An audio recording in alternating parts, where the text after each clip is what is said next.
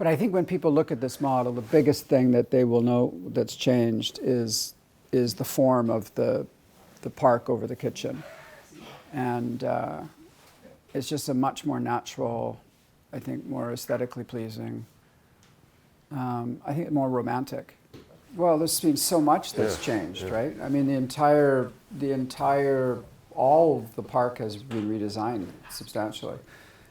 The stage has been changed. The kitchen,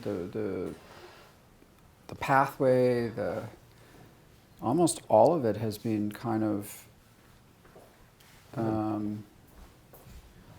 has evolved, and I think that evolution is kind of one of the things that makes what we do a little bit different than everyone else. Other people would have stopped and said, okay, just get this thing built, and froze it in time. And by the time it's built, it's no longer living up to its full potential. And the difference here is that we let the project continue to evolve. And when you think about a project this big that's going to go on for this long, that's really important, is to let it evolve and to not stop. So the idea of putting the park that started in the very beginning just from a very, very simplistic idea of trying to mask an existing mall that little by little we've now demolished completely and completely rebuilt into a brand new public realm and park that is taken on a life force of its own and become sort of the whole genesis for the entire architecture of the site.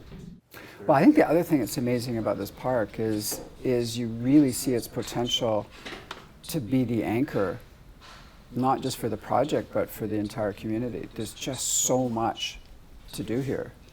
You know, whether you're coming here to see a concert, or you're coming to go for a run, or you're coming to play soccer, or you're just coming for a walk, or there's just so much to do.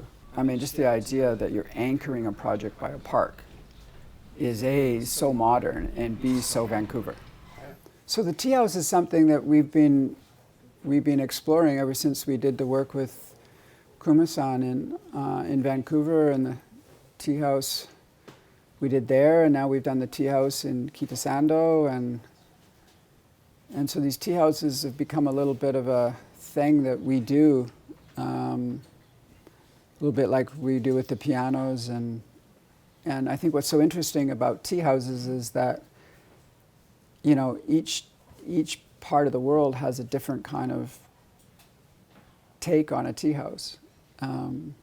But it's all about this idea of kind of bringing a building down to a really human scale, which I think is so important on a project of this scale, is that you find these moments to bring things down to a much more humanistic